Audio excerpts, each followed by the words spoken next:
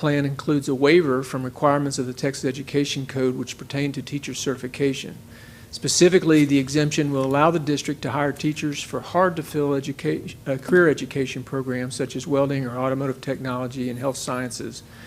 This specific waiver is recommended by also by our district director of CTE, Mr. Shipp, and was also supported by 2 of the high school principals that were serving on the DOI committee.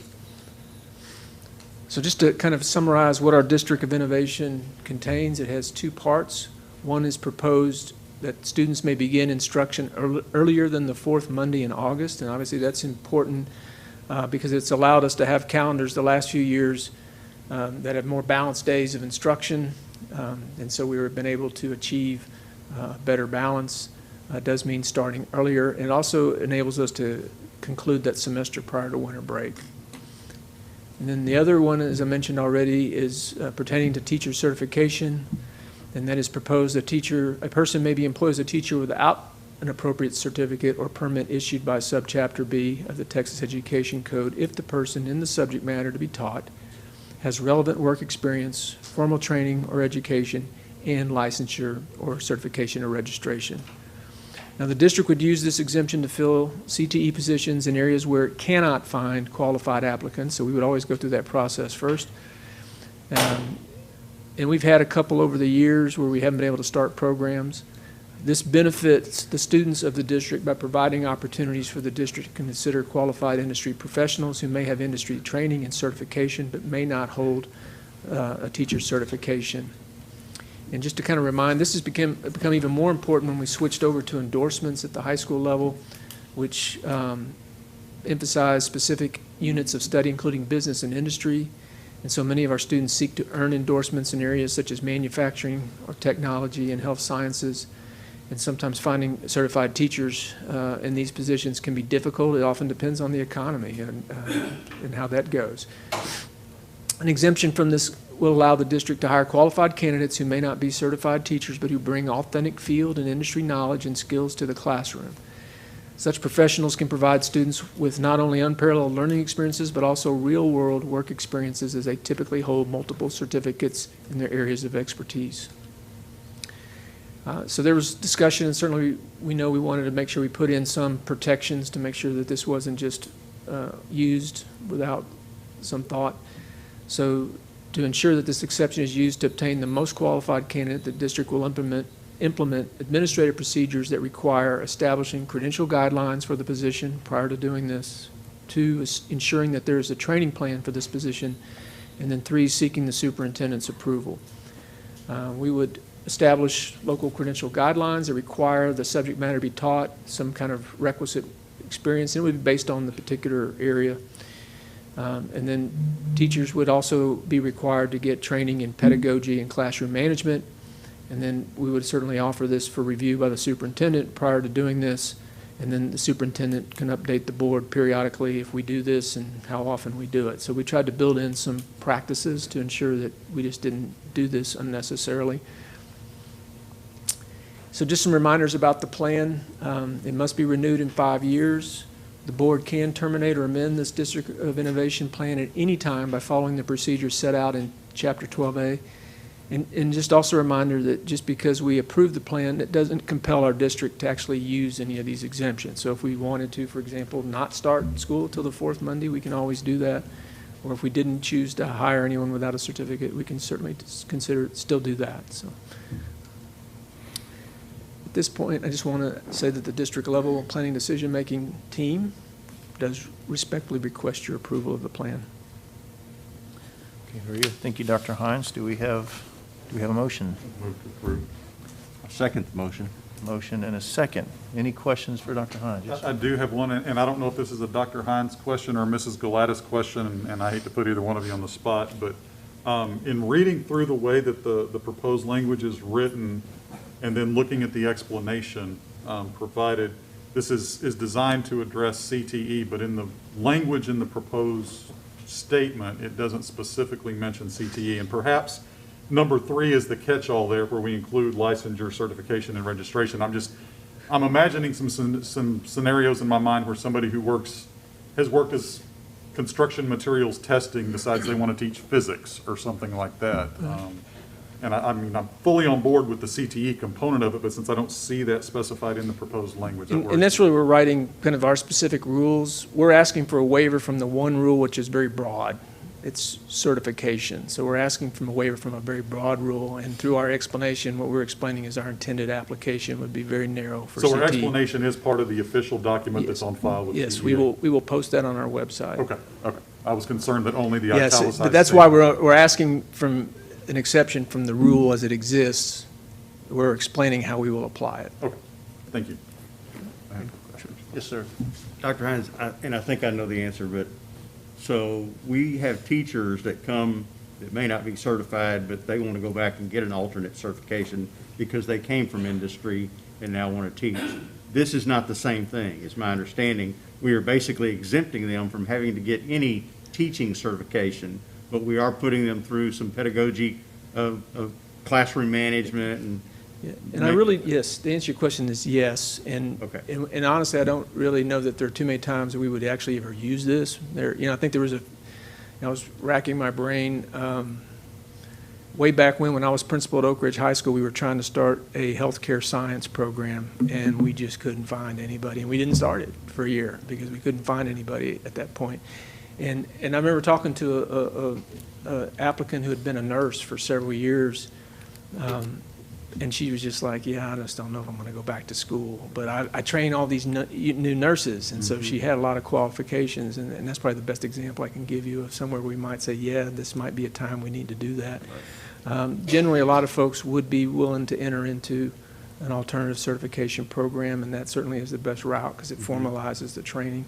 So again, I'm not anticipating this is something we would use very often, but it's nice to have. And as a follow-up, my understanding, though, is the way the language is written, we would go through the normal process and try to find a certified teacher.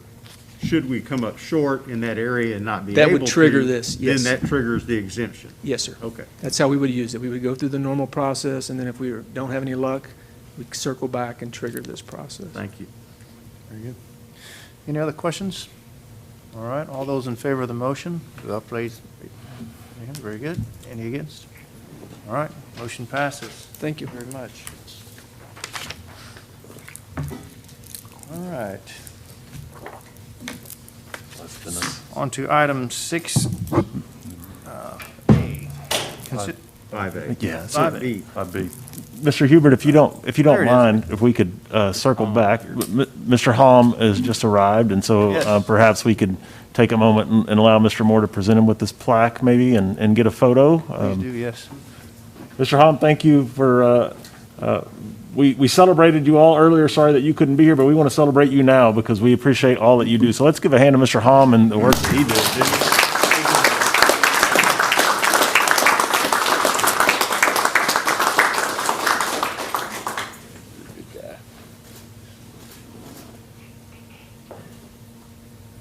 Thank you, Mike, very much for joining us.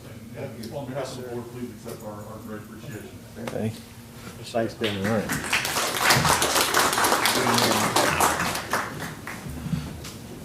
Thank you for allowing us to do that. You bet. All right, now we'll move Absolutely. on then to 5B, and we'll go back to Dr. Hines Yes. for attendance boundaries. Thank you very much, President Hubert, members of the board, Dr. Knoll. Tonight, we want to bring forward as information, kind of catch you up a little bit on the work that the Attendance Boundary Committee has been undertaking the last several weeks. Started back in September. And just again to kind of remind everybody of this process, we will be opening a new elementary school in August of 2021. That is Reuben W. Hope Junior Elementary School. It will serve students in grades pre-K through 4th. And it is located at 14755 in the Granger Pines Way in the Granger Pines development. And just kind of to give a little bit of orientation, that is a view looking down of 3083, and up to the north is actually Milam and Grangerland campuses. You can see into the very top of the screen, Caney Creek High School, just to get you oriented. That's a neighborhood going in, and in the neighborhood is going to be Hope Elementary. And I know Mr. Foster will show some more updated pictures than what I have, and so he'll have some better pictures tonight. But this was probably about 6 weeks ago of where we were in construction. This was that aerial view.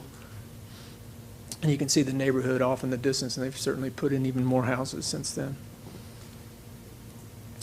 The most common reason that we adjust attendance boundaries is that we open a new school to meet the demands of growth. We are growing. Our enrollment as of yesterday was 64,774 students. We ended last year with an enrollment of 64,450 students, and certainly we've grown probably less than 1,000 than what we thought we would have. So we were a little bit short on our projections this year. We know that's not atypical. That's pretty common throughout the state and this nation. So why are we doing this? Why are we adding a campus out there? Well, we have some schools that are crowded. Austin Elementary has a capacity of roughly 900 students, currently has an enrollment of over 1,000 students and uses 11 portable classrooms. By 2028, it is projected at over 1,500 students.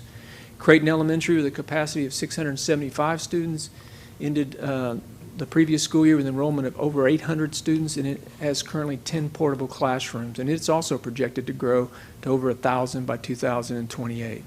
San Jacinto Elementary, which is also not a very large school, is concluded last year with 620 students, has a capacity of roughly 750 students. In 2028, that area is projected to have an enrollment of almost 1,300 students. And we know some of these projections may change post-COVID. We'll see how things develop in the next couple of years, but we know that growth will continue. Patterson Elementary, which is in the Conroe feeder, finished 2020 with an enrollment of 948 students with a capacity of 925, and it currently has 2 portable classrooms on site. This is just a kind of a map of showing the different boundaries. If you'll note, that dark blue line that kind of runs is actually the separation between Bosman Intermediate and Grangerland Intermediate School. And that area that's in the darker red represents that part that currently goes to Austin Elementary, that is actually goes back to Bosman and then Stockton and then Conroe High School. So made a note of that because that's something we looked at during this process. The tan area at the bottom is the San Jacinto attendance boundary. The blue is the Milam. The light green is the Craton zone. And so as we go through and kind of show you some of the recommended changes, it'll begin to make a little bit more sense. And I do apologize, but we also have some larger maps over if you want to look at those later on. Also highlighted on this map kind of which parts of this attendance boundary or area is growing, and these are the shaded areas where we know that there's projected growth in the next few years. And these are the projects that we're aware of, and there's probably a few more that are coming online all the time. It does get confusing when we talk numbers, and I just always give the disclaimer. We always refer to geocoded, which is the number of students that actually live in an area, which is different from who actually goes to a school. And enrollment will fluctuate. Usually it's there's more students enrolled than are actually geocoded because teachers often bring their children to school with them, or we might have a special program where students come to that school to attend the program. And pre-K is an example of that. Not all of our schools have bilingual programs. So this was just kind of the quick summary. Again, I won't read through all of the lines, but you can kind of see where we're at capacity and where we are currently. Some schools are a little bit smaller than where they finished last year. Some are larger, but we're projected to keep getting larger in that area. So when we start a process, we always kind of make sure we understand what are we trying to accomplish, so we'll know whether or not what we present to you is achieving our goals. So first and foremost, we wanted to establish a boundary that will populate this new school.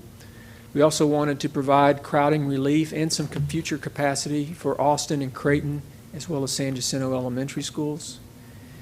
Just to kind of summarize, we are projected to have over 4,000 students in this feeder by 2025 with a capacity, when we open Hope, of 4,175. So when we bring this campus online, we will be, certainly we will have the room to support the student enrollment.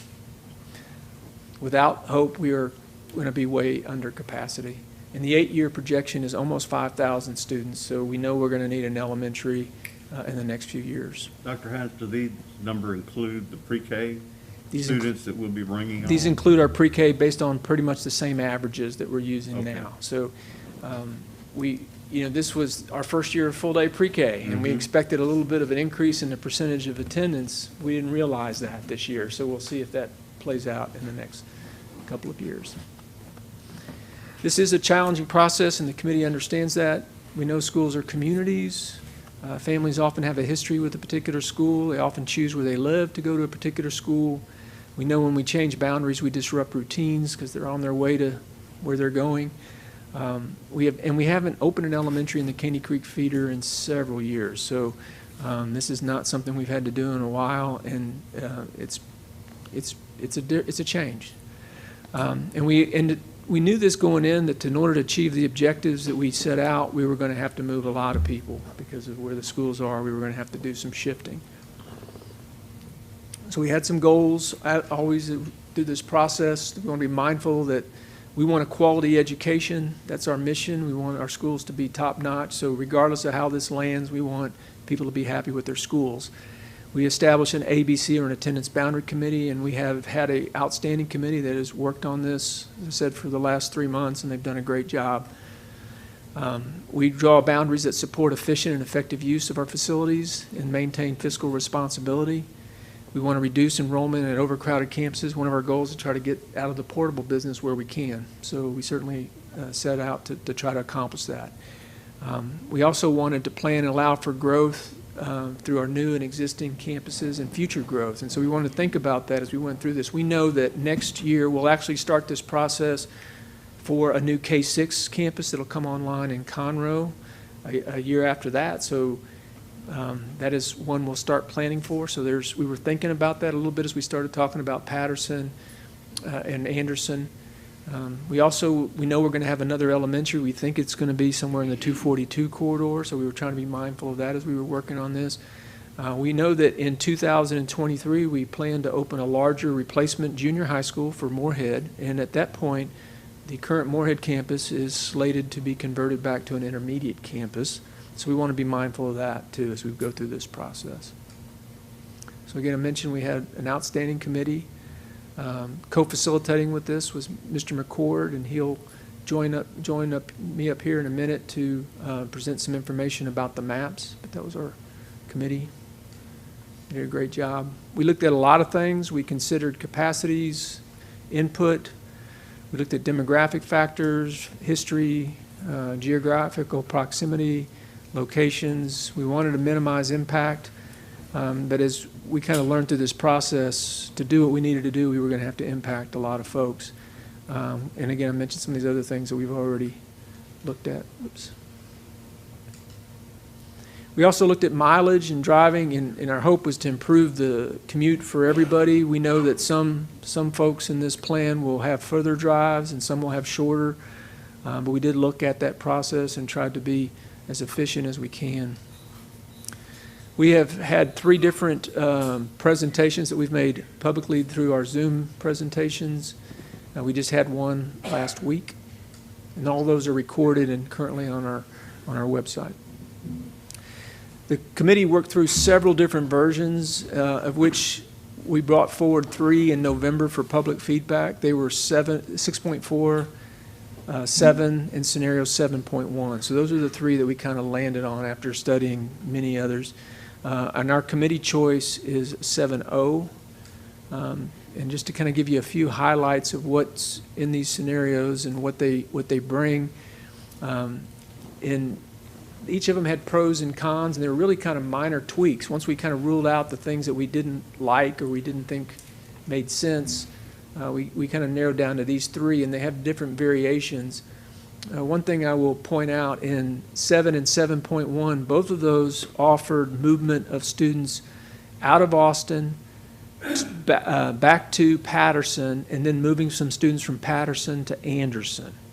And so 7, which again is our preferred one, and Mr. McCord will share that, that's kind of one of the features that's different from 6.4. The other one deals with some of the movement out of San Jacinto, and you'll notice that in scenario 7, San Jacinto comes out a little bit larger, and we really didn't want to make San Jacinto too small because we think it's going to be significantly impacted with the next school. So we want to let it grow so it'll be easier to split in the future. So trying to look at that. But you can see Milam is one of the schools that gets impacted significantly because, and you'll see from the maps, to populate Hope, most of the students are going to come from Milam, a few from San Jacinto, and then a lot of the students from Craton will slide down to Milam. So those are some schools that a lot of impact. And so there's impact incoming, outgoing. I said there's pros and cons, but we feel good about 7.0. And I'm going to let Mr. McCord kind of walk you through some of the features in these three maps.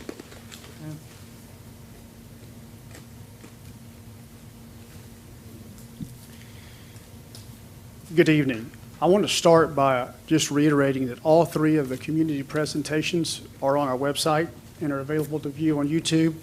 And in these presentations, we take a lot of time to break down subdivisions, street names, real places where real students that we care about live and how they would be impacted. So I'm going to give you an overview tonight, but those presentations online really get down to the nitty-gritty with street names if you want to look at that later. So we'll start the overview, and we're going to start with scenario 6.4. And I think it's worth noting on 6.4, 6.4 does changes of alignment, and all those alignment changes are contained within the Caney Creek zone, as Dr. Hines had mentioned. So let's just start with the quick overview, and you'll find Austin and Craton. You're moving from Austin to Craton, centrally located in orange. You'll see students that would move from Austin in the north to Craton, located in orange. Students that would remain in scenario 6.4 as part of Craton and already attend there are in yellow. Transitioning as you go south, you'll see from Craton to Milam, you'll see the darker blue area, or at least it's kind of dark. You'll see that area. Those kids would be transitioning from Craton to Milam. Also, the lighter blue areas indicate zones that would remain from Milam that currently are Milam at this time. Going down south again, crossing over from Milam to the brand new Hope Elementary. If you'll look south, and you'll see it represented by the purple shading, a number of areas there. And if you go all the way down to the south to San Jacinto, the impact to San Jacinto under scenario 6.4 would be two areas would move from San Jacinto to the new Hope Elementary, and that would be 31B and 33C. And we'll come back to 33C shortly. Here's a quick overview of a table, and it shows you, I think this helps to see the map. So this is what the map would look like when it's concluded if implemented under scenario 6.4. And you can see how it would look aesthetically and for movement and roads. I think one thing, if you look here in the table, that stands out to us, and I think it was a major reason that our committee did not bring forth this as our main recommendation, would be the size impact of San Jacinto. San Jacinto would remain it would be very small. And it would be small, but it would also be on the verge of starting to impact some of the programs. So that is one reason 6.4 would not be impacted. Also, you see Patterson.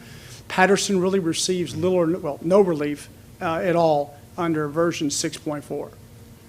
Dr. Hines. So a summary, 33C to Hope would allow, I talked about 33C because it's a fast-growing area, would allow the school to open, Hope, with a larger amount of students, 400 or over.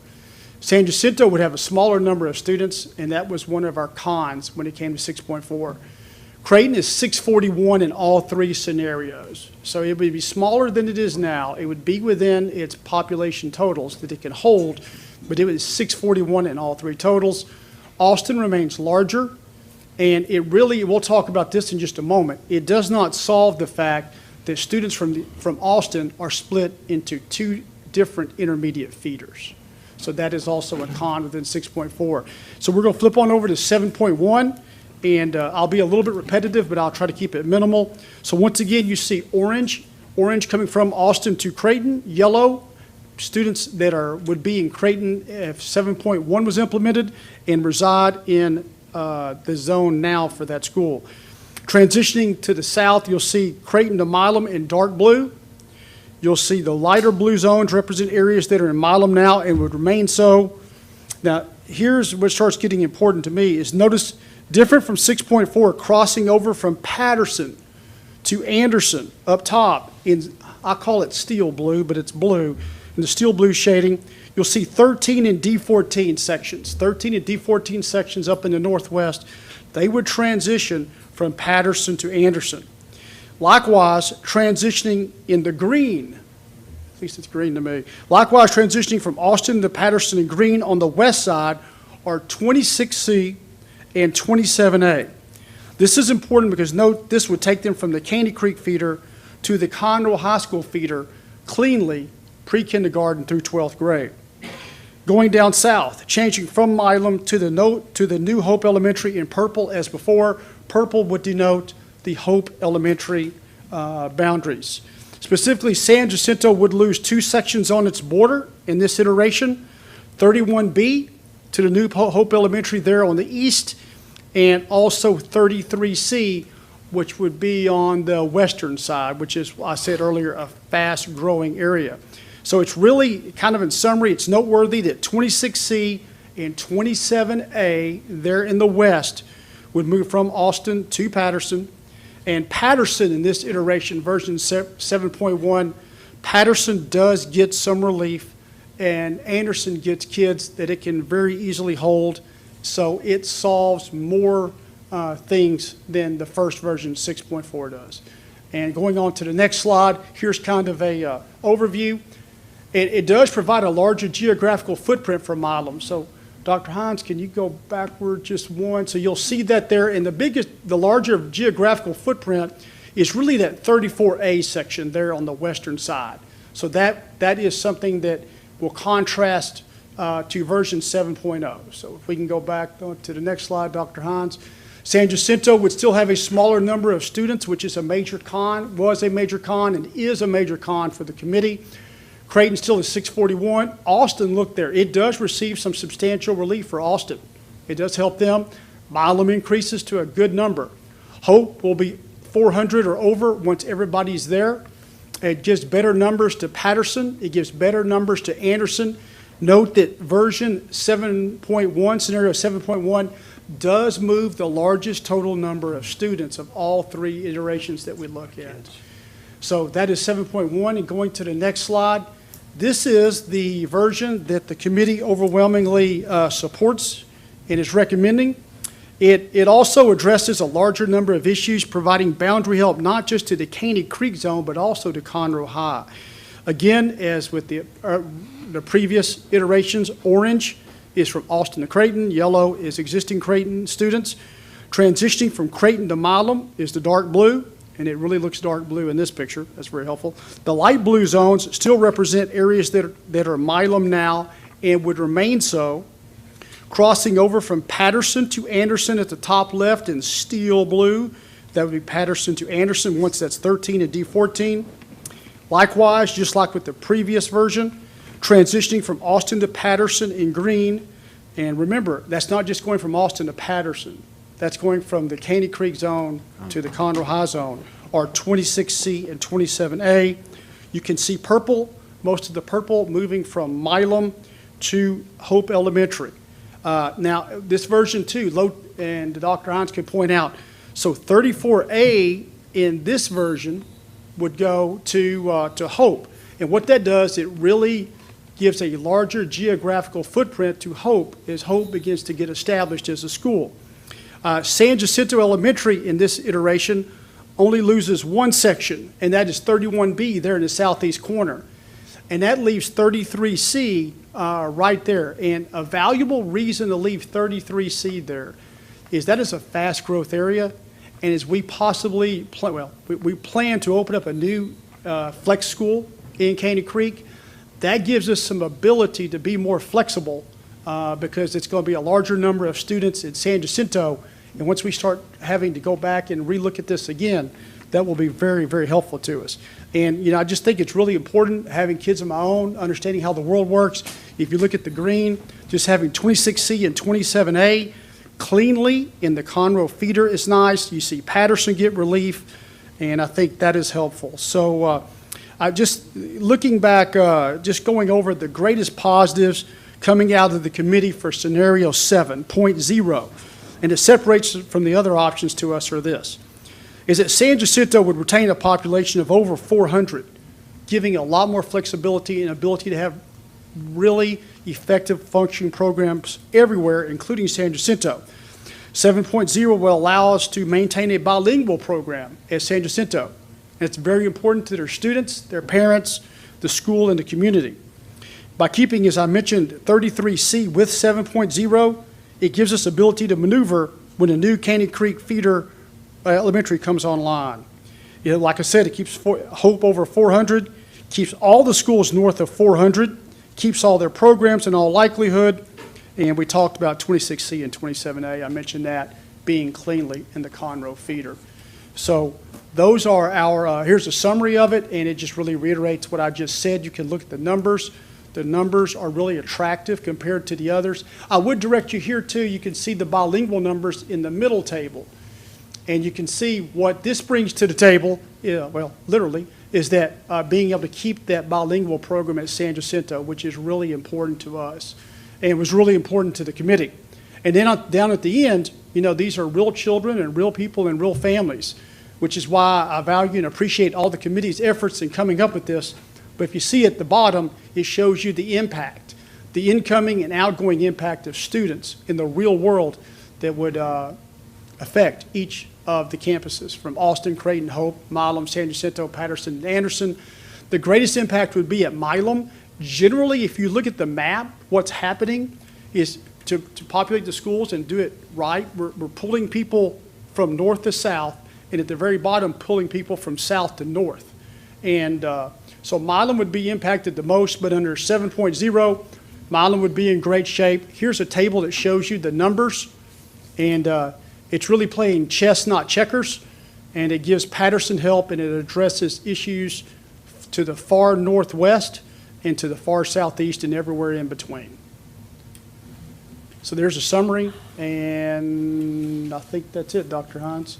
And I think you're going to speak to this? I will. I want to mention that, as we mentioned, we would start to look at the intermediate potential feeders. This is just a sample of what an intermediate map might look like based on that version, where the light blue represents really what is the combination of Austin under 7.0 with Craton under 7.0 going to the new school, which was currently would be the current Moorhead Junior High, the Hope feeder zone and the San Jacinto feeder zone would both feed into Grangerland Intermediate, and then Milam, being where it's located right in the middle, would be split in two.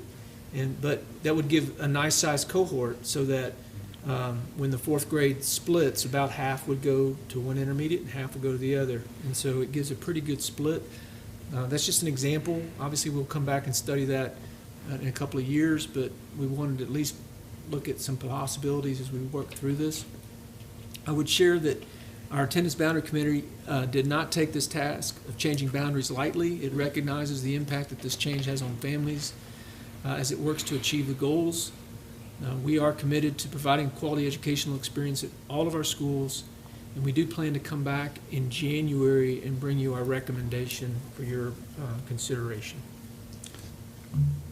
Dr. Hines, one thing I would say too is just the committee, one thing that, you know, having been a kid myself, now 54, look 53, and have kids of my own, is that it's, for us, we wanted to bring a sufficient number of kids and have the schools populated in a method of which kids go, if they're transitioning campus, they're going with enough kids that they're with their friends. And at my age, if I eat lunch by myself, that's one of the best days of my life. But for a kid, seriously, the kids that you're in class with, and the kids you walk the halls with, and the kids that you eat lunch with, it's not everything, but it's close. So that is another major factor in our decision to recommend version 7.0 to you. Thank you. Sound like we need to get you on a buddy system or something, right? I have one question. Dr. Hines, if you could pull up, probably the intermediate map might be the easiest one to see. I think it was zoomed in the tightest. So Hope sits in F33. What are the transportation implications of that 33C? Is there an easy way, like into the, let's call it the back of Granger Pines without having to come all the way around 3083? Because I know it's a cut like 6.4 and 7.1 had that one coming up to Hope, and 7.0 leaves it down at San So, Jacinto. the way right now you enter Granger Pines is gonna be down 3083 corridor. Anyway. So it's not far, it's like within about, when you turn into the neighborhood, you see the school. Right, yeah. I was just curious how far they had to come, if they had to go all the way around to Old Houston and up to 3083, or what the transportation implications Well, they would were have, between yeah, the they two. would cut probably Old Houston, then hang a left on 3083 is how we had them going. Okay, And it's, and that is an area, you know, most of these areas have not been rezoned in a long time, but at some point they did go to another school, and so it's kind of interesting. You know, sometimes we were brought this up with transportation, they'll say, oh, yeah, way back when, we used to drive that way, so, but that is how they would go. Again, to go back and reiterate, one of the reasons, I think was a strong reason for 7 is to not move 33C. It's a lot of students, and if we're gonna open a school in the 242 corridor down the road, we try to avoid moving the same group of students within a 4-year period if we can avoid that. have we had any conversations, since 33C and F33 are growing so fast, have we had any conversations with the county or the developers about roads cutting through north to south between those two We've areas? certainly been talking with the developers. There's, you know, right now, there is a plan to bring Artavia across 1314, so that will cut through, and that'll be significant. You know, I'm not aware yet of anything that's gonna go back to 3083 to the north. Okay, But a lot of that's oil fields in there, and there's some tricky lowland and some other challenges. okay, thank you. Any other questions? No? So, a question is, did y'all, in putting these together, the socioeconomic makeup of these schools, will they be impacted from those that are already, you know, the established schools? Is there going to be a very big impact in that for these schools? We can get that information to you, but looking at it, it'd be very negligible. You have it. I have, the answer to that is it's very, all these schools, all these campuses have economically disadvantaged populations of over 80%. And so all Okay. of them stay in that range, and nobody moves more than about 5%. Nobody loses Title I funding. Nobody, Okay. Very good. Awesome. Anything else? All right, thank you very much. Thank you, guys. Appreciate your time. Good work, and go back to the committee and tell them we appreciate their efforts in this as well. They're not envied positions, I know that. Very good. Okay, now I can move to 6A. Consider approval of the guaranteed max price amendment for the Craton overhaul project and authorize the superintendent to negotiate and execute the contract documents. Dr. All right, Mr. Foster will come forward for these next few items. All those updates we were getting for the schools, I wonder if you're getting antsy about. If I right. get to show yours. Yeah, that's an old picture. He wants to show the new one. That's his pictures. Well, they're coming, I promise. So President Hubert, members of the board, and Dr. Null, it's my pleasure to bring forward for your consideration and approval a guaranteed maximum price amendment for our Craton Elementary overhaul project, and then that authorize Dr. Null to complete and execute the contract documents. So if you recall, in March of 2020, we selected Ellisor Constructors to be our construction manager at risk for Craton Elementary's overhaul. They've been working with IBI Group, our design team, to develop the scope, and together we've negotiated a guaranteed maximum price of $8,923,874 for this project. And I'd like to point out we did meet our budget targets for our design and our scope that we planned with the bond and general funds for the project. So at this time, we're requesting your approval. Very good. I need a motion. So moved. Have a motion Second. and a second. Any discussion? Yes, sir. Just have a question. Yes, sir. How old is that school? Craton was opened originally in 1980. Okay, 1980. And this is the first time we've really done any major renovation? Yes, work? sir. I mean, 'Cause so, the I scope mean, of the well, work is pretty massive. Correct. So over the years, there's been minor work Right. done there, but this is essentially everything basically in the walls and above the ceiling. So new air conditioning systems, new ductwork, new handlers, new equipment. We're adding a fire sprinkler system to the project because it's one of the few buildings remaining that did not have a fire sprinkler system. It's getting the full gamut of safety and security upgrades for fire alarms, radios, first responder radios. So it is a complete redo of that campus. So it should be good for another, 40 years. 40 years. So Yes, 40 sir. years is a pretty good life out of a building, right, to start Absolutely. with. Yes, sir. And we're going to be able to get, like you said, probably another 40 years out of it. Yes, sir. Thank you. Awesome. Any other questions? All right, seeing none, all those in favor, raise your right hand. Okay, very good. Motion passes. Thank you, Mr. Foster. Item B, consider approval of a guaranteed maximum price amendment for the campus renovation 2021 project and authorize the superintendent to negotiate and execute the contract documents. Dr. Noble. Okay, Mr. Foster. Well, at this time, we're bringing forward for your consideration and approval somewhat of an annual project, which is our campus renovations for 2021, which is a project where we take buildings and replace building systems, so hopefully we can avoid large projects like the Craton overall project we've got behind us as we move forward through the district. So the campus renovations 2021, if you'll recall, in June of 2020, we selected GTT General Contractors to be our construction manager at risk for this project. And like with Ellisor, they've been working with the IBI group, the design team selected for this project. Together, we've worked through the scope and the budget and came up with a guaranteed maximum price of $7,695,000. And we're working primarily here at Armstrong Elementary, which is a kitchen overhaul, kitchen addition to make a more efficient and better to serve the population in Armstrong. And we're doing a systems overhaul at Riot Elementary, which is air conditioning upgrades, much like we do at a campus every summer. And this is, at this time, we're requesting your approval. Very good. We need a motion. Move approval. Have a motion? Second. We have a second. Any questions? Seeing none, all those in favor? Any opposed? Very good. Motion passes. Item D.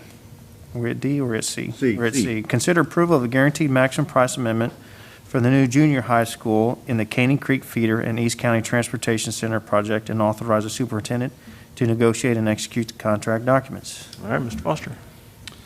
At this time, we're bringing forward for your consideration and approval, guaranteed maximum price for a new junior high school in the Caney Creek Feeder Zone, and also an East County Transportation Center project. And again, to authorize Dr. Null to complete and execute the contract documents. So in February, you, our Board of Trustees, selected Joris General Contractors to be our construction manager at risk for this project. We paired them with PBK Architects, and together they've worked together and generated the scope for both the junior high and the transportation center for that project. We've negotiated a guaranteed maximum price of $67,415,077, and this time we're requesting your approval. All right. We have a motion. So move. We have a motion. Any seconds? Second. All right, I have a motion and a second. Any questions for Mr. Foster? Yes, sir. Sorry. In comparison to the cost of Stockton Junior High, how does this one fare? So this is a little bit more expensive than Stockton, mainly because the building is physically larger. So the Stockton Junior High had a capacity of 1,400 students. So the new Caney Creek Junior High is scheduled for 1,600 students. So it grew several science labs, several classrooms in overall capacity. It also has some water issues on that site. So not to mention drainage, but I'm talking about domestic water. So we've included the conversion of Caney Creek High School's football field to a turf field to free up some water from our wells that we own and operate to be able to deal with this campus. But it does include some of the things that Stockton had that just return on our investment. So the solar panels that we had at Stockton, which have been successful, will continue at this campus. With a combination of the transportation center, which we tried to get more than we're bringing to you, but we got everything that we promised when we were advertising the bond. We'll be able to use the covered bus area to set up the solar panels rather than using clear ground area. Okay. I mean, so we're trying to make use of the structures more efficiently, and together we feel like we've met all of our budget targets for the scope that we wanted. Thank Very you. good. Any other questions? Yes, sir. No? Very good. All right, those in favor of the motion? Any opposed? Very good. Motion passes. Thank you very much. And on to D, receive capital improvement updates. Mr. Foster. All right, this is where I get to show you my up-to-date pictures. Pretty pictures. For our capital improvements we have underway throughout the district. So I'm going to start with Hope Elementary, which in the near future we'll have an attendance boundary for, which is a good thing because the project is on schedule.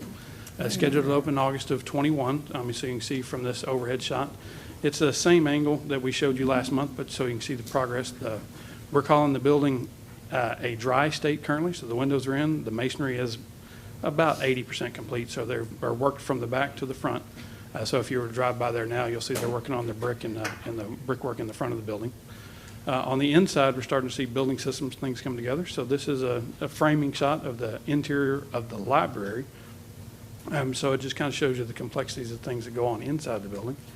Oh, back up. So we're starting to see colors and finishes. The color patterns for Hope Elementary follow the Caney Creek feeder zone. So you'll start to see that come alive over the next several months. We're doing tile work, ceramic work in the bathrooms and restrooms, getting ready for the fixtures and other things to come into the building. We are working with Entergy right now on permanent power. So the goal is to turn on the air conditioning systems in the building this month, which is everything seems to be working swimmingly towards that goal, which will put us in a good shape to finish in August, like we were telling. At Runyon Elementary, which is the primary focus is to get a PE classroom. So at Runyon, we had to do some shifting around on the inside. So over the Thanksgiving break, we moved students into the new pre-K classrooms. So as you can see, it's obviously in use with backpacks lining the hallways. A little shot into the classroom. So we have students in there. So we're not trying to show you pictures of students, but to let you know they are actively using those pre-K classrooms. That freed up other space in the building, which they're actively working on renovating currently. And on the gym addition and the library addition that go with it, it is in a dry condition now. On the inside of the gym, they're working on the finishes, putting that together. On the inside of the library, they're working on the finishes, putting that together. The goal is to move the library from its current location into the new facility over the winter break, and then we'll finish up the renovations and recapture classroom space in the main building from where pre-K came out and where the library came out during the spring semester, and then wrap that project up in the spring. So it is currently on schedule, and all the promises the contractors have made for the turnover dates have happened just like they said they would, so everything's going well. At York Junior High, our building addition to increase the overall capacity at York Junior High, you can see it's a multi-story classroom addition, and it is a cafeteria expansion in the middle of the screen, and then towards the top of the screen is the fine arts and athletics extensions to get the additional capacity we need for the programs in that building. So the first floor slabs are done, the second floor slabs are in, the roof slab, or the roof concrete is about to start, and you can see from the scaffold on the bottom of the picture, the exterior masonry is beginning work on that campus as well. It is scheduled to turn over in August of 21, and it is on schedule. At the Woodlands College Park High School, and it's another building addition. That building addition is to help us reduce our reliance on portables. That building is, as you can see in the bottom part of the picture, the roof deck is on. The second floor slabs are in, so they're putting the roof membrane on now to bring that building into a dry condition. Masonry will be starting in the very near future. So the classroom addition is on schedule. It's scheduled to turn over in August of 21. But at the main campus, so College Park is old enough that we've worn out the carpet. So they're working over this Christmas break to start replacing the carpet throughout the building, and that'll continue throughout the semester breaks as we get them into the summer and be completed over the summer of 21. We've also been doing full building upgrades, so when we do the square foot addition like we're doing here, we're required to upgrade the fire alarm systems and the radio systems and the access control systems, things of that nature. So just like all of our major projects, the safety and security programs are being outfitted at College Park High School while we're there doing that major work. All that work is in progress, and it will be completed over the summer. They started on it earlier in this school year, been working nights and weekends, and it is on schedule and scheduled to be fully complete in August of 21. This campus is 15 years, 16 years? Right at it, so 16, 17 years. Yeah, so 16, 17 years. And it's been occupied with a large number of students, so they have stomped pathways and just about all the carpets you can. You can see the different roofs as it's been added. Yeah, a lot of additions there. Yes, sir. So we're going to move on to the Woodlands High School, which is another building addition to help us reduce our reliance on portables. This building is also on scheduled to turn over in August of 21. So it's a 3-story classroom addition. So the ground floor slabs are in, second and third floor slabs are in. Now the next step is the concrete for the roof deck. And as you can see, the building sheathing and the masonry is set to start on the outside of the building very soon. To bring that building into a dry condition. And just like at College Park, the Woodlands High School has been getting the safety and security upgrades. Fire alarm upgrades with the building addition go throughout the whole building. So the first responder radio systems, access control, things of that nature. All of that work is in progress. They've been working nights and weekends on the main building as they work on the new addition, and that building is on schedule, and it is scheduled to turn over in August of 21 as well. And that is our current update. Very good. I mentioned to Mr. Foster this morning, but I've seen all of the work that's being done in person, but the one that stands out is Runyon Elementary. It's a complete change for that campus to have what will be a real library and adding that gym space. So I look forward to being able to take you all to see that when that opens. We'll make that effort because it's going to completely change the landscape there. So that's really great. Awesome. Very good. Good deal. Good stuff. Thank you, Mr. Foster. All right, moving on to item 7A, consider award of CSP 2010-02 internal connection, Hope Elementary School E-rate. All right, Mr. Rick Reeves.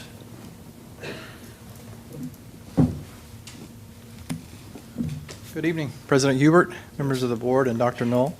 Tonight, we're requesting that the board considers approval of CSP number 20-10-02, internal connections for Hope Elementary School, which is our E-rate project to DataVox Incorporated for an estimated expenditure of $400,000. Notifications of proposal pertaining to the purchase of internal connections for the construction of the Hope Elementary School Campus Technology Project were distributed to potential service providers by filing Form 70 through the Universal Services Administrative Company, also known as USAC, e-file system.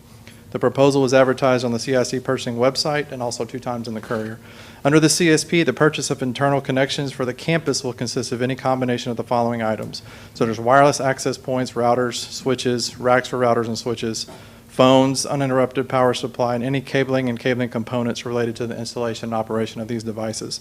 We had 4 vendors submit 4 qualifying bid responses. Pricing for this project shall be effective upon board award through June 30th, 2022, and shall include all costs to complete services required. Under E-rate guidelines for E-rate eligible items, work may begin April 1st, 2021. These proposals were evaluated by members of the Technology Department and reviewed by the Purchasing Department. Best value offers are recommended for board approval and noted on our attached summary sheet. Funding will be provided in the Capital Projects Fund, and at this time, we recommend your approval. Very good. Do I hear a motion? I move we approve as presented. Very good. We need a second? Second. We have a second. Very good. Any questions? All right, seeing none, all those in favor? Say aye. Very good. Motion passes. Thank you, Mr. Foster. Reeves. Mr. Reeves. I got more hair. Pushing on me. Sorry. Man. That's a quick shot. And Mr. Foster, not Mr. I like it. Really? He'd been thinking about that or something. Not much more. We didn't plan that either. All right. Move to B, consider award of CSP 2010-03 internal access telecommunication E-rate. Once again, we're requesting that the board considers awarding CSP number 20-10-03 for internet access and telecommunications E-rate project to Wave Media, Inc., also known as ICTX, for an estimated expenditure of $1.3 million.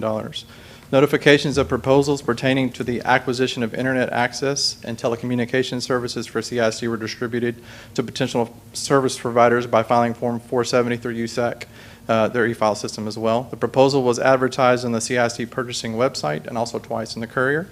Under this CSP, services provided by these vendors will include broadband data transport over both dark and lit fiber optic cable. The district received multiple responses. Pricing for this project shall be effective for 3 years beginning July 1st, 2021 through June 30th, 2024, with options for renewing annually for 2 additional years. Proposals were evaluated by members of our Technology Department and also reviewed by the Purchasing Department. These funds are provided in the Capital Projects Fund, and at this time, we recommend your approval. Very good. We need a motion, please. So moved. Have a motion and a second? I second the motion. We have a motion and a second. Any questions? I have a question. Mr. Reeves? Yes, sir. I didn't get to see a detailed scope of the work, but how far are they having to bring that line in to the new elementary school? Terry, any idea on that one? Because this is really paying to have that trunk line, that fiber optic line brought into the school to be connected, right? That's more towards the, are you asking for the line going to Hope Elementary? Yes. Okay. Yes. Yeah, it'd come up to 242. ICTX is right by there already. So Okay. I think they're right on 242. They're doing a lot of development out there, so. Okay, So so it's we're a- just it's a coming pretty from short haul. 242 to the school. Yeah, it's a very short haul for them. Okay, okay. Thank you. Any other questions? Being none, all those in favor? Any opposed? Very good. Motion passes. Thank you. Dr. Knoll, we need to go into a recess? Yes, if you would. Yes. So we don't adjourn, we just go into a recess. Recess at. Time is 7:14. Perfect, thank you. All right, at this time, we will move into a public hearing. We'll ask our CFO, Mr. Darren Rice, to come forward as we have a public hearing to consider whether the district should pay a one-time retention incentive payments to our district staff. At the conclusion of Mr. Rice's presentation, there'll be an opportunity for public comment. Mr. Rice, if you would. Thank you. Good evening, President Hubert, members of the board, Dr. Knoll, and community members. It is my pleasure to present the proposed retention incentive payment. So what are we proposing? We're proposing an amendment to the 2020-2021 staff compensation plan and budget to provide for a one-time retention incentive payment for all employees. The retention payment will be paid to those employees who were hired by December 1st, 2020 and are still employed on January 15th, 2021. Since this is a retention payment, the district retains the right to deduct and recover the amount of the one-time retention incentive payment from any employee who does not complete the 2020-2021 school year. The one-time retention incentive payment will be paid on February 1st, 2021 for the following amounts. All full-time employees will receive a $500 check. Full-time employees are classified as any employee with a work schedule greater than 50% and is eligible for the district's benefit contribution. Our part-time employees will receive a payment of $250, and they're classified as any employee with a work schedule of 49% and below. Payment will be made from the same funding source as the employee's annual salary, and the estimated cost of this payment is $4,050,000. So why are we proposing this stipend? It is undisputed that the response to COVID-19 and the prevention and mitigation strategies have required unforeseen and unprecedented additional responsibilities and duties for all staff to ensure a safe instructional environment while facilitating excellent learning opportunities for students. These responsibilities and duties are far above and beyond traditional levels. We're proposing a one-time retention incentive payment to address employee retention during the pandemic. So the public purpose of the payment is to ensure that the district is able to continue to retain employees so that the district can remain open to serve students during the pandemic. This public purpose meets the legal requirements for the district to amend the staff compensation plan and budget. And that concludes our public hearing. Thank you, Mr. Rice. This time, we will open to public comment. Does anyone like to make a comment? You could come to the podium. Okay, seeing no movement, or, sir? I think that's well-deserved, and I think you really need to do that. Thank you, Stuart, appreciate that. Anyone else? Okay, that will conclude our hearing. Mr. Hubert, Okay. meeting is yours. Thank you very much. We'll call the meeting back in. Do we need to call the meeting back in at Yes. 7:17? Yes, sir. Very good. Moving to item 7D, consider adoption of resolution to make one-time retention incentive payment. All right, Mr. Rice. Yes, we're recommending the Board of Trustees adopt a resolution authorizing the district to make a one-time retention incentive payment to all eligible employees as presented in the public hearing. Full-time benefit eligible employees will receive a one-time $500 payment. Employees who work part-time will receive a one-time $250 payment. The cost of the one-time retention payment is $4,050,000. I recommend your approval. Do we have a motion? Mr. President, after public hearing and discussion, I move that the Conroe Independent School District Board approve a board resolution amending the 2020-2021 compensation plan and budget to approve a one-time retention incentive payment to all benefit-eligible full-time and part-time employees who return for the spring 2020-2021 semester as set forth in the board resolution. Such payment is being made for the public purpose of ensuring continued retention, high job satisfaction and productivity, and maintaining sound fiscal management and stability in times of unprecedented additional job duties. The funds for this payment shall come from the general fund. The payment will be distributed on February 1st, 2021, as further set forth in the resolution. Do we have a second? Have a second? We have a motion and a second. Do we have any discussion? I don't have discussion, I just have a comment. I have heard countless stories from both parents and from teachers during this pandemic, how everyone has been affected. And I'm so grateful that we have teachers that have gone over, above, beyond in taking care of our students the way that Conroe ISD has done. And I wish we could do $5 million a person. I know that's crazy, but your value, this does not show all the value that you have. And I just wanted to personally offer my personal thank you for every teacher, every bus driver, every maintenance, everyone that is involved in our school district that touches the lives of our students, either directly or indirectly. It makes a huge impact, and I just want to say thank you. Well said. Thank you for that. Any other thoughts or questions? I think it's well said. Ditto. Yeah. Can't say it any better. Yeah, thank you for, well said. Okay, so let's call this to a vote. All those in favor of the stipend of the motion, raise your hand. Any opposed? And it is with great honor to say the motion passes. Thank you very much. Thank you. If I may speak on behalf of our employees, just to say thank you. We appreciate this investment and the recognition of the hard work. It's truly been amazing to see what they've done. As we spent, the spring and the summer talking about if we could do what we plan to do, if we could really open school and keep school open. And I think we have far exceeded our expectations, and that's because of the great work of the staff. And so from all of us, we say thank you to you all for your leadership. So thank you. You bet. Okay, moving to item E, consider approval of the amendment 2020-2021 on auxiliary employee pay plan and substitute teacher pay. All right, Mr. Rice. Yes, tonight we're recommending the Board of Trustees approve the amended 2020-2021 auxiliary employee pay plan and substitute teacher pay scale. Both of these employee groups are critical to the district's ability to remain open during the pandemic. These recommended pay increases can be paid for within the current budget. For the custodians, they are key to maintaining the mitigation measures necessary to keep the district schools open during the pandemic. Currently, the district has over 50 unfilled custodian positions, in addition to the custodians that are out on approved leaves. The unfilled positions account for over 1 million square feet of district facilities that are being cleaned by current custodians receiving overtime pay. The current starting pay for a custodian in the district is $10.85 per hour. Other districts in the fast food industry pay a minimum of $12.25 per hour.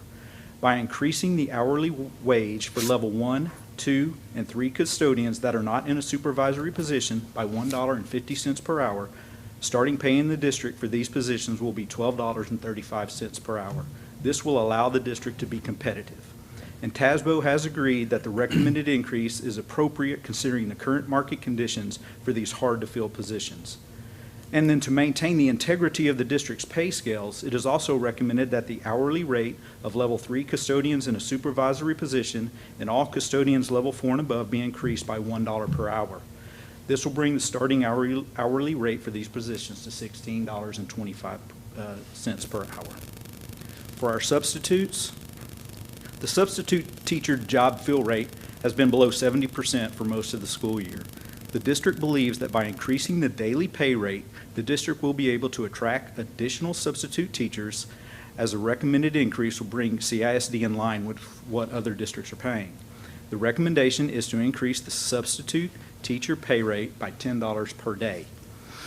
The current CISD substitute teacher daily pay rate for short-term assignments is for a degreed position is $85. Oh, yes. Yeah. Schedule, I'm sorry. The current CISD substitute teacher daily pay rate for short-term assignment is degreed is $85, degreed certified is $95 per day, and for long-term assignments, degreed is $110 per day, and degreed certified is $120 per day. The proposed substitute teacher pay rate for short-term assignments is degreed will be $95, degreed certified moves to $105 per day, and for long-term assignments, degreed of $120 and degreed certified for $130 per day. Both of these employee groups are in hard-to-fill positions and critical to the district's ability to remain open during the pandemic. These recommended pay increases can be paid for within the district's current budget. These changes will be effective in the pay period beginning January 3rd, 2021, and this time I recommend your approval. All right. Do we have a motion? We have a motion. Do we have a second? Second. All right, we have a motion and a second. Any questions or conversation? You know, I've got a couple quick questions. Yes, sir. So we are amending our budget for this, correct? For this, we're just amending the pay plan. Just not amending the budget. pay Yes, sir. plan. Yeah, Okay. we're able to maintain both of these raise increases without having to amend the budget. All right, perfect. Thank you for that clarification. All right, any other questions? Seeing none, all those in favor? Any opposed? Very good, motion passes. Thank you very much. Once again, I'd just say thank you. It's significant, you know, our custodians are carrying a heavy load, and because we are short-handed right now, they're carrying even more, and that's going to make a difference. But I think I can speak on behalf of all the teachers. I know I spoke to our members that are here tonight. The substitute fill rate is significant for all staff, because if we don't have a sub in a classroom, teachers are giving up their own time to go into that. So although that $10 is directly paid to the substitute, that is also an investment in all of our teachers in the district. So we thank you for doing that. Very good, thank you. Moving to item F, receive financial reports. Ms. Garza?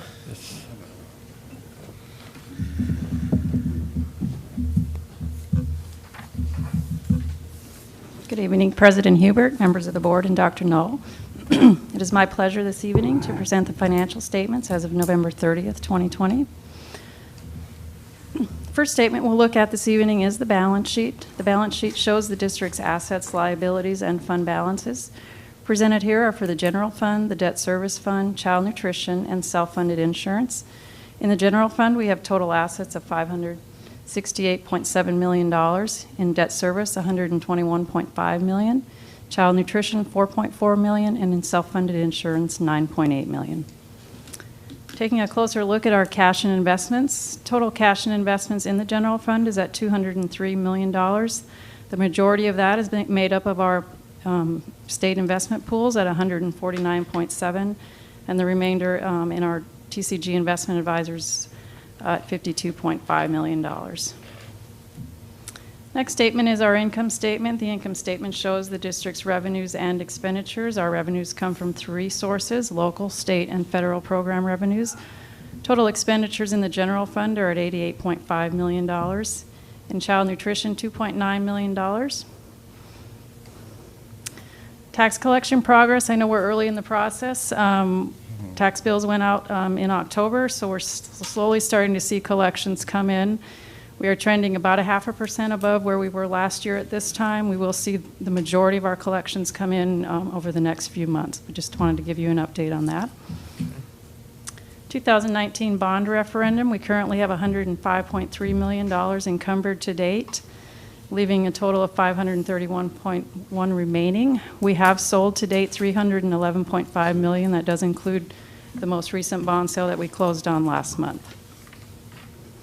Self-funded insurance for the year, total revenue of $13.3 million, total expense of $13.3 million, so we are just at break even for the year. November was a little bit better month for us. Participation at the wellness centers is averaging 357. Our investments as of November 30th, par value is at $547.4 million. Our combined portfolio has a WAM of 44 days, yielding 0.294. Our longer-term investments with TCG have a WAM of 486, yielding 1.467. And our 90-day T-bill is at 0.088, which is our benchmark. All right, very good. Thank you, Ms. Garza. All right, we do not have executive session today, so entertain a motion to adjourn. Motion to adjourn. All right, very good. Happy holidays, Merry Christmas.